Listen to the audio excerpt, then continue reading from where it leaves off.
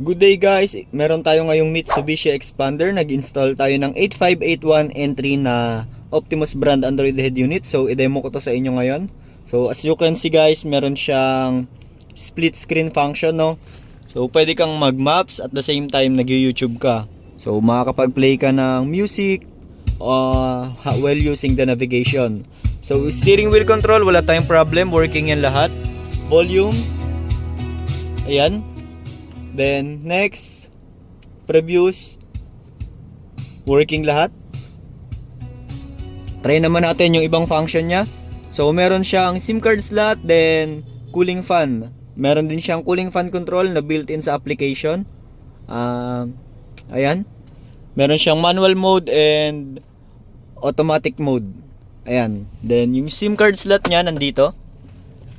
So ito yung SIM card slot, then may dalawang USB port. Meron din siyang online voice command under ni Google Assistant.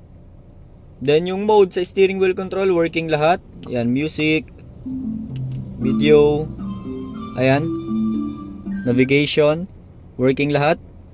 Then meron siyang iba't ibang application tulad ng YouTube, Waze, Spotify, Maps, Google Play Store, Netflix, Google. Then kung gusto pa mag-add ng mga iba't ibang application, downloadable through Play Store, pwede. Maglalagin ka lang ng Gmail.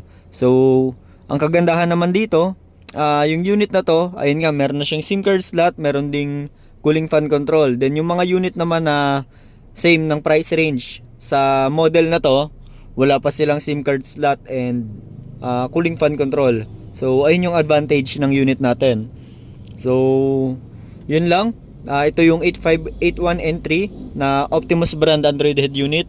Then 4+64, Android Auto and Apple CarPlay wireless via Bluetooth na lang. Yun lang. Thank you.